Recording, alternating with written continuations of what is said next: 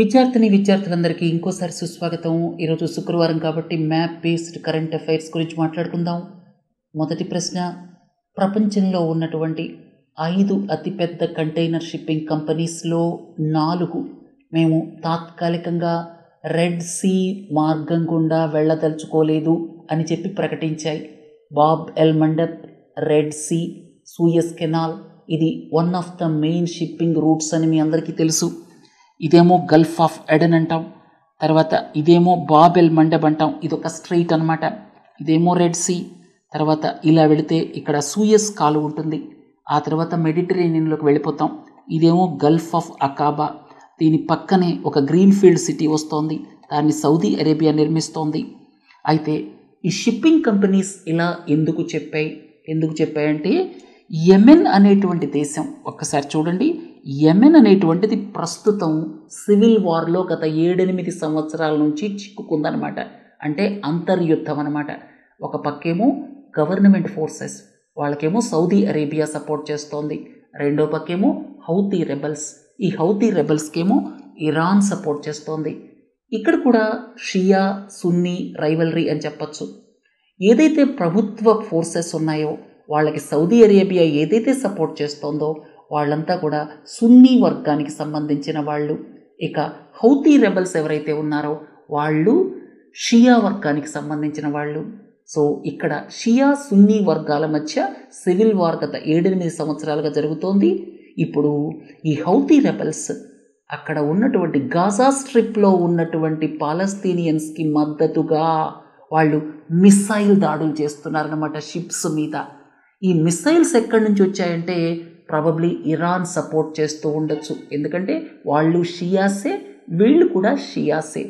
ఇక అందులో చిన్న చిన్న సెక్ట్స్ తేడా ఉంటే ఉండొచ్చు, కానీ ఇద్దరూ కూడా షియాసే. సో ఇక్కడ మీరు హౌతీ రెబల్స్ కావచ్చు, అక్కడ షియా మిలీషియా లెబనాన్లో కావచ్చు, సిరియా గవర్నమెంట్ ఫోర్సెస్కి కావచ్చు, ఇరాన్ సపోర్ట్ చేస్తూనే ఉందన్నమాట. అందుకే ఇరాన్ ఇన్ఫ్లుయెన్స్ కూడా ఈ ప్రాంతంలో గణనీయంగా ఉందన్నమాట. అయితే ఇప్పుడు ఈ షిప్స్ ఇక్కడ విత్డ్రా చేసుకోవటం వల్ల ఏమవుతుంది, ఆఫ్రికా అంతా చుట్టూ తిరిగి వెళ్ళాలన్నమాట. ఇక్కడ 2 ఇష్యూస్ ఉన్నాయి. ఒకటేంటంటే జర్నీ లాంగ్ అయిపోతుంది, అదొకటి. రెండోది ఇన్సూరెన్స్ కాస్ట్ పెరుగుతాయన్నమాట. షిప్స్ మీద ఏదైనా సరే గూడ్స్ రవాణా చేసేటప్పుడు వాటికి ఇన్సూరెన్స్ ఉంటుంది. రిస్క్ ఎక్కువ ఉంటే ఇన్సూరెన్స్ ప్రీమియం ఎక్కువ చెల్లించాల్సి వస్తుంది. కాబట్టి ఈ 2 సమస్యల్ని రాబోయే కాలంలో ఈ రెడ్ సీ గుండా వెళ్ళేటువంటి షిప్స్ ఎదుర్కోబోతున్నాయి. కొన్నేమో డైవర్ట్ అవుతున్నాయి, ఒకవేళ కొన్ని రెడ్ సీ మార్గం గుండా వెళితే ఇన్సూరెన్స్ కంపెనీస్ ఎక్కువ ఛార్జ్ చేస్తాయన్నమాట. అర్థమైంది కదా, ఇది దీనికి సంబంధించింది. తరువాత అసలు ఈ హూతీస్ యొక్క ఆరిజిన్ ఏమిటి? హూతీ అనేటువంటి మూమెంట్ వీళ్ళు జైదిజం అంటారు, షియా ఇస్లాంలో ఒక సబ్సెక్ట్ అనమాట. మీకు సిరియాకి వెళితే అక్కడ అలవైట్ సెక్ట్ అని ఉంటుంది, అది కూడా షియాకి సంబంధించినటువంటి ఒక సబ్సెక్ట్ అనమాట. అలాంటిదే ఈ జైదిజం కూడా.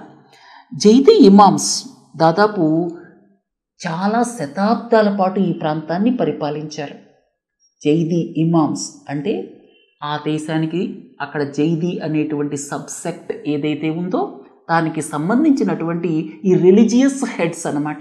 జైదీ ఇమామ్స్ ఆ దేశాన్ని అంటే ఆ ప్రాంతాన్ని సెంచరీస్ అంటే శతాబ్దాల పాటు పరిపాలించారు. అయితే ఆ తర్వాత ఏం జరిగిందంటే 1962లో యెమెన్ అరబ్ రిపబ్లిక్ ఏర్పడిన తరువాత జైదీస్ యొక్క ప్రాబల్యం తగ్గింది, అంటే షియా వాళ్ళ యొక్క ప్రాబల్యం తగ్గింది.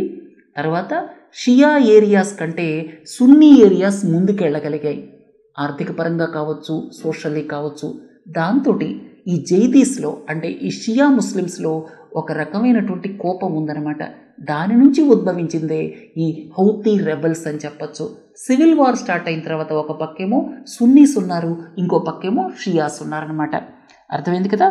So Zaidi areas became poorer అనమాట. మీరు చూడండి, ఇక్కడ సనా అనేటువంటి ప్రాంతం ఉంది, ఇక్కడ ఈ ప్రాంతాన్ని అంతటినీ కూడా హూతీ రెబల్స్ ఆక్రమించుకున్నారు. తర్వాత ఈ దేశంలో ఉన్నటువంటి సున్నీ ముస్లిమ్స్కేమో సౌదీ అరేబియా డైరెక్ట్గా ఇండైరెక్ట్గా సపోర్ట్ చేస్తుంటే ఇరాన్ ఏమో హౌతీ రెబల్స్కి సపోర్ట్ చేస్తోంది. అర్థమైంది కదా. తరువాత సెంట్రల్ అమెరికా కంట్రీస్ గురించి ఒక్కసారి చూద్దాం. సెంట్రల్ అమెరికాలో 7 దేశాలు ఉన్నాయి. తర్వాత దీని గురించి ఎందుకు మాట్లాడుకుంటున్నామంటే గ్వాటెమాలా అనేటువంటి దేశం చూడండి, గ్వాటెమాలా అనేటువంటి కంట్రీ ఇక్కడ ఉంది, అంటే మెక్సికోకి ఆనుకొని ఉంది.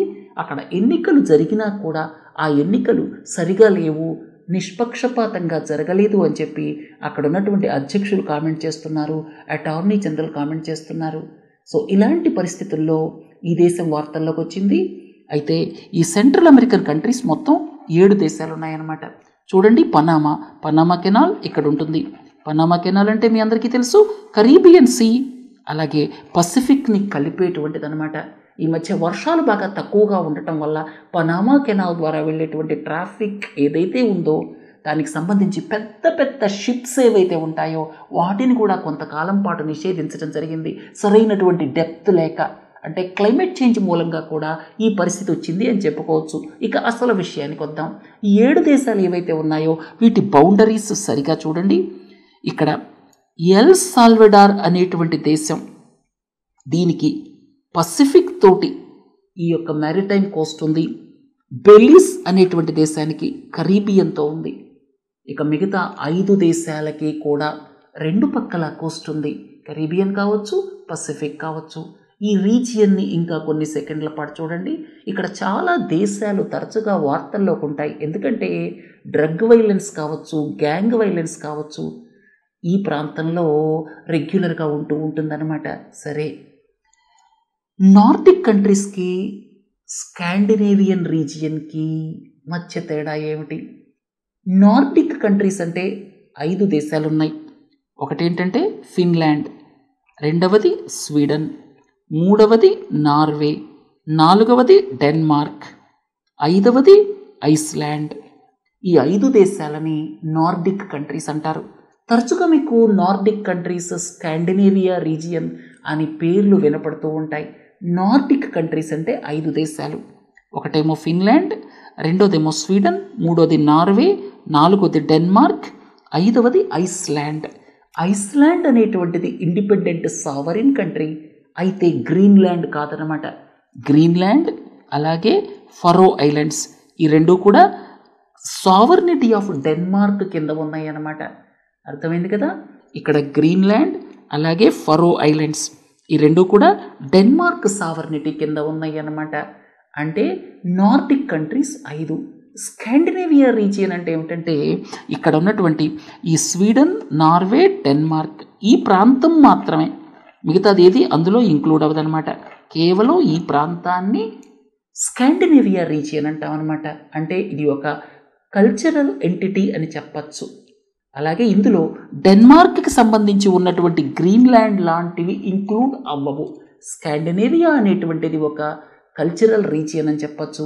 నార్డిక్ కంట్రీస్ అంటే 5 దేశాలు ఉన్నాయి. సో ఈ డిఫరెన్స్ని అర్థం చేసుకోండి. తర్వాత టెరిటోరియల్ బౌండరీస్ ఆఫ్ రష్యా. తరచుగా ఈ మధ్యకాలంలో నాటో ఎక్స్పాన్షన్కి సంబంధించి విషయం వచ్చినప్పుడు రష్యా వార్తల్లోకి వస్తూ ఉంది. ఎందుకంటే రష్యా ఉక్రెయిన్ కాన్ఫ్లిక్ట్ తర్వాత రష్యాకు ఉన్నటువంటి బౌండరీస్ కూడా ఏమిటి అనేది మీకు క్లియర్గా తెలియాలి. రష్యా అంటే యుఎస్ఎస్ఆర్ విచ్ఛిన్నం అయిపోయిన తర్వాత 1990లో ఏర్పడినటువంటి దేశాల్లో అతి పెద్ద దేశం రష్యా అన్నమాట. దీనికి 14 దేశాలతో బౌండరీ ఉంది. అయితే ఇక్కడ ఒక ముఖ్యమైన విషయం ఇంతకు ముందు కూడా మీకు చెప్పాను. ఈ స్వీడన్ ఏదైతే ఉందో స్వీడన్ తోటి రష్యాకి బౌండరీ లేదు. స్వీడన్తో రష్యాకి బౌండరీ లేదు. అయితే నార్వే, ఫిన్లాండ్లతో బౌండరీ ఉంది. ఫిన్లాండ్తో దాదాపు 1300 కిలోమీటర్ల బౌండరీ ఉంది. ఫిన్లాండ్ నాటోలో చేరటం వల్ల అది నాటోకి చాలా అడ్వాంటేజ్ అయ్యింది అని ఇంతకుముందు మనం నేర్చుకున్నాం. అలాగే ఈ యొక్క బాల్టిక్ కంట్రీస్ ఈస్టోనియా, లాత్వియా, లిథియేనియా ఆ 3 రష్యాతో బౌండరీ ఉంది. తర్వాత ఇక్కడ పోలాండ్ ఏదైతే ఉందో దానికి కూడా రష్యాతో బౌండరీ ఉంది. ఎందుకంటే ఇక్కడ కలినిన్గ్రాడ్ అనేటువంటి రష్యన్ టెరిటరీ ఉంది కాబట్టి. ఇంకొక ముఖ్యమైన విషయం ఏంటంటే ఇక్కడ జార్జియా అలాగే అజర్బైజాన్ వీటికి రష్యాతో బౌండరీ ఉంది. ఆర్మీనియాకి రష్యాతో బౌండరీ లేదు. అలాగే ఇంకొక ముఖ్యమైన విషయం ఏంటంటే ఇక్కడ నార్త్ కొరియా ఏదైతే ఉందో ఇటు చివరిలో నార్త్ కొరియాకి రష్యాతోటి దాదాపు ఒక 100 కిలోమీటర్లో ఎంతో చిన్న బౌండరీ ఉంది. ఇక్కడ మీరు నార్త్ కొరియా విషయానికి వస్తే దానికి సౌత్ కొరియాతో బౌండరీ, అలాగే లాంగ్ బౌండరీ చైనాతో ఉంది, కొద్ది బౌండరీ రష్యాతో ఉంది. ఎందుకంటే నార్త్ కొరియా కూడా వాటి మిసైల్ ప్రోగ్రామ్ కావచ్చు, న్యూక్లియర్ ప్రోగ్రామ్ కావచ్చు, దాంతో అది కూడా తరచుగా వార్తల్లోకి వస్తూ ఉందన్నమాట. సరే, ఇంకా కొన్ని సెకండ్ల పాటు ఈ మ్యాప్ని చూడండి. లాంగెస్ట్ కూ కారిడార్ ఏమిటి ప్రపంచంలో? లాంగెస్ట్ కూ కారిడార్ అంటే ఏమిటి? మిలిటరీ కూస్ ద్వారా ఆర్మ్డ్ ఫోర్సెస్ ఆయా దేశాల సివిలియన్ గవర్నమెంట్స్ని పక్కకు తోసేసి అధికారాన్ని చేజిక్కించుకున్నాయి. చూడండి వరుసగా ఏదైతే హ్యాచ్డ్ పోర్షన్ ఉందో ఇక్కడ మీకు కనిపిస్తోంది కదా, ఇవన్నీ కూడా మిలిటరీ కూస్ జరిగాయన్నమాట 2020వ సంవత్సరం నుంచి గత 2-3 సంవత్సరాల కాలంలో. సో ఇక్కడ ఆ దేశాలు మెన్షన్ చేయడం జరిగింది. ఇక్కడ గినీ కావచ్చు, అలాగే ఇక్కడ ఉన్నటువంటి మాలి కావచ్చు, తర్వాత ఇక్కడ ఉన్నటువంటి నైజర్ కావచ్చు, బర్కినా ఫాసో కావచ్చు, చాద్ కావచ్చు, సూడాన్ కావచ్చు, వరుసగా ఈ దేశాల్లో మిలిటరీ కూస్ జరగటం వల్ల ఒక ఎండ్ నుంచి, అంటే ఇది అట్లాంటిక్ నుంచి దాదాపుగా రెడ్ సీ కోస్ట్ దాకా పొడవుగా లాంగెస్ట్ కారిడార్ ఏర్పడిందనమాట. ఇంకొక ముఖ్యమైన విషయం ఏంటంటే ఈ లాంగెస్ట్ కూ కారిడార్ ఏదైతే ఉందో అది సహేల్ రీజియన్ తోటి మ్యాచ్ అవుతోంది ఆల్మోస్ట్. అర్థమైంది కదా. తర్వాత ఈ బెలియారిక్ సీ, అడ్రియాటిక్ సీ, ఎజియన్ సీ ఇవన్నీ ఎక్కడున్నాయి ఒక్కసారి ఈ మ్యాప్ని జాగ్రత్తగా చూడండి. ఇది బెలియారిక్ సీ అంటారు, ఇది స్పెయిన్ అన్నమాట. ఇంకొక ముఖ్యమైన విషయం ఏంటంటే స్పెయిన్ అలాగే ఫ్రాన్స్ ఈ రెండు దేశాలకి, స్పెయిన్ అలాగే ఫ్రాన్స్ ఈ రెండు దేశాలకి ఇక్కడ మీరు చూస్తే ఇది మెడిటరేనియన్ సీ, ఇలా ఇటుపక్క చూస్తే ఇది అట్లాంటిక్ అన్నమాట. అలాగే ఇక్కడ ఆఫ్రికాలో మొరాకో అనేటువంటి దేశం ఉంటుంది. ఆఫ్రికాలో ఉన్నటువంటి మొరాకో అనేటువంటి దేశానికి, అలాగే స్పెయిన్కి, అలాగే ఫ్రాన్స్కి ఈ మెడిటరేనియన్తో పాటుగా అట్లాంటిక్తో కూడా కోస్ట్ ఉంది. మీరు ఇక్కడ చూడండి, ఫ్రాన్స్ని చూస్తే ఇటు మెడిటరేనియన్ కోస్ట్ ఉంది, ఇటు అట్లాంటిక్ కోస్ట్ ఉందన్నమాట. అలాంటివి మీరు ఇక్కడ ఫ్రాన్స్, స్పెయిన్, అలాగే మీకు ఆఫ్రికాలో మొరాకో దేశం చూడొచ్చు. తర్వాత ఇక్కడ చూడండి, బెలియారిక్ సీ అంటే స్పెయిన్ పక్కన ఉంది, అడ్రియాటిక్ సీ అంటే ఒక పక్క మొత్తం ఇటలీ ఉంటుంది, ఇక రెండవ పక్క చాలా దేశాలు ఉన్నాయి అన్నమాట. ఇక్కడ క్రొయేషియా, స్లోవేనియా లాంటివి. ఒక్కసారి ఈ దేశాలని చూడండి. ఇది అయోనియన్ సీ అన్నమాట. అయోనియన్ సీ ఎక్కడుంది? ఒక పక్కేమో ఇటలీ ఉంది, ఒక పక్కేమో గ్రీస్ ఉంది. ఇక గ్రీస్ టర్కీ మధ్యలో ఎజియన్ సీ ఉందన్నమాట. అర్థమైంది కదా. ఈ మధ్యలో టర్కీ మధ్యలో ఉన్నదాన్ని సీ ఆఫ్ మర్మరా అంటారు. ఈ సీ ఆఫ్ మర్మరాని బ్లాక్ సీతో కలిపేటువంటి దాన్ని బాస్ఫరస్ స్ట్రైట్ అంటారు. అలాగే సీ ఆఫ్ మర్మరాని ఎజియన్ సీతో కలిపేదాన్ని ఇక్కడ డార్డనెల్స్ స్ట్రైట్ అంటారు. ఇది కెర్చెస్ స్ట్రైట్ అని ఇంతకుముందు నేర్చుకున్నాం. అర్థమైంది కదా. ఇంకా కొన్ని సెకండ్లు ఈ మ్యాప్ని చూడండి. కచ్చత్తీవు ఈ మధ్య వార్తల్లోకి వచ్చింది. మన ప్రధానమంత్రి గారు చెప్పారు, ఇంతకుముందు ప్రభుత్వాలు కచ్చత్తీవుని శ్రీలంకకి ఇచ్చేసాయని చెప్పి. ఎక్కడుందో చూడండి, ఇదంతా కూడా పాక్ స్ట్రైట్స్ అంటాం. ఇదేమో మన్నార్ ఐలాండ్, ఇదేమో గల్ఫ్ ఆఫ్ మన్నార్, ఇదేమో రామేశ్వరం, తర్వాత ఇక్కడుంది కచ్చత్తీవు. కచ్చత్తీవు ప్రభుత్వం శ్రీలంకతోటి చేసినటువంటి అగ్రిమెంట్స్ కారణంగా 1974-76 2 అగ్రిమెంట్స్ కారణంగా ఈ కచ్చత్తీవుని శ్రీలంకకి ఇచ్చేశారనమాట. ప్రస్తుతం ఇది సుప్రీంకోర్టు పరిధిలో కూడా ఉంది.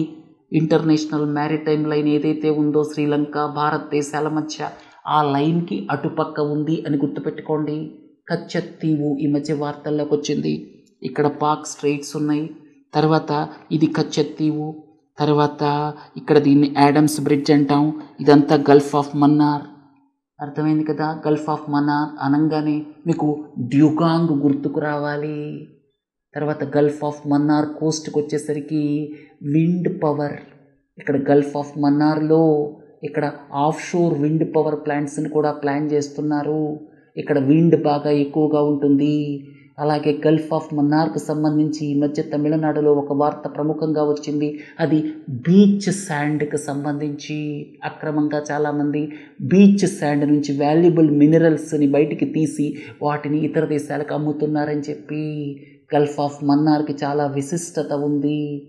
తర్వాత అమెజాన్ కోఆపరేషన్ ట్రీటీ ఆర్గనైజేషన్. వీటిని ఏసీటీఓ కంట్రీస్ అంటారు. ఇంకా కొన్ని సెకండ్ల పాటు చూడండి, ఇది బ్రెజిల్. తర్వాత దక్షిణ అమెరికాలో ఉన్నటువంటి చాలా దేశాలు ఏవైతే ఉన్నాయో అవి ACTO, Amazon cooperation treaty organisation. అయితే ఒక ముఖ్యమైన విషయం ఏంటంటే, ఈ అమెజాన్ రెయిన్ ఫారెస్ట్ ఏదైతే ఉందో అది మ్యాక్సిమం బ్రెజిల్లోనే ఉంది, మిగతా దేశాల్లో కొద్ది కొద్దిగా ఉంది. అయితే ఏ ఏ దేశాలు ఇందులో అసోసియేట్ అవుతున్నాయో అంటే ఏ ఏ దేశాల్లో అమెజాన్ రెయిన్ ఫారెస్ట్ ఉందో దాన్ని ప్రొటెక్ట్ చేయడం కోసం అమెజాన్ కోఆపరేషన్ ట్రీటీ ఆర్గనైజేషన్ని ఏర్పాటు చేశారు. తర్వాత ఇంకొక ముఖ్యమైన విషయం ఏంటంటే, entire north America, south America అన్ని దేశాలని తీసుకుంటే, అంటే ఈ 2 కాంటినెంట్స్లో నార్త్ అమెరికా, సౌత్ అమెరికాలో ఉన్నటువంటి దేశాలన్నిటినీ తీసుకుంటే కేవలం ల్యాండ్ లాక్డ్ కంట్రీస్ 2 అవేంటంటే ఒకటేమో బొలీవియా, రెండోదేమో పరాగ్వే. ఈ 2 దేశాలు మాత్రమే ల్యాండ్ లాక్డ్ అనమాట. తర్వాత చివరి ప్రశ్న, East China Sea, Sea of Japan ఎక్కడ ఉన్నాయి? మీ అందరికీ సౌత్ చైనా సీ గురించి తెలుసు. అందులో ఉన్నటువంటి స్ప్రాట్లీ ఐలాండ్స్, పరాసెల్ ఐలాండ్స్, స్కార్బరో షోవెల్, వీటి గురించి చాలాసార్లు మనం చెప్పుకున్నాం. కొంచెం పైకి వెళ్ళారనుకోండి మీకు ఇక్కడ ఈస్ట్ చైనా సీ వస్తుంది. ఇంకా పైకి వెళ్ళారనుకోండి సీ ఆఫ్ జపాన్ వస్తుంది. అర్థమైంది కదా? తర్వాత ఇదేమో సౌత్ కొరియా. సౌత్ కొరియా అంటే నార్త్ కొరియాతో డీమిలిటరైజ్డ్ జోన్ ఉంటుంది, డిఎంజెడ్ అంటాం. తర్వాత ఈ రెండింటి మధ్య ఏదైతే పీస్ ట్రీటీ సైన్ చేయాలో అది ఇంతవరకు సైన్ అవ్వలేదు. డీమిలిటరైజ్డ్ జోన్ ఉంటుంది. 1953వ సంవత్సరం నుంచి కూడా ఈ డీమిలిటరైజ్డ్ జోన్ అలాగే ఉంది నార్త్ కొరియా, సౌత్ కొరియాల మధ్య. తర్వాత నార్త్ కొరియా బౌండరీస్ గురించి కూడా ఇంతకుముందు చెప్పుకున్నాం. ఒక పక్క వెళితే సౌత్ కొరియా వస్తుంది, ఒక పక్క వెళితే చైనా వస్తుంది. అయితే చిన్న బౌండరీ నార్త్ కొరియాకి రష్యాతో కూడా ఉంది, ఆ విషయాన్ని మర్చిపోకండి. తర్వాత ఇది సీ ఆఫ్ జపాన్ అనమాట. ఇక జపాన్ చివరికి వెళితే కురిల్ ఐలాండ్స్ అని ఉన్నాయి. ఆ కురిల్ ఐలాండ్స్ ఏవైతే ఉన్నాయో అవి డిస్ప్యూటెడ్ అనమాట, జపాన్కి అలాగే రష్యాకి. ఈ విషయాన్ని కూడా మర్చిపోకండి. తర్వాత ఇదేమో ఈస్ట్ చైనా సీ అనమాట. ఇంతటితో ఈరోజు మ్యాప్ బేస్డ్ కరెంట్ అఫైర్స్ని ముగిద్దాం. సోమవారం నాడు సైన్స్ అండ్ టెక్నాలజీతో కలుద్దాం. నమస్తే.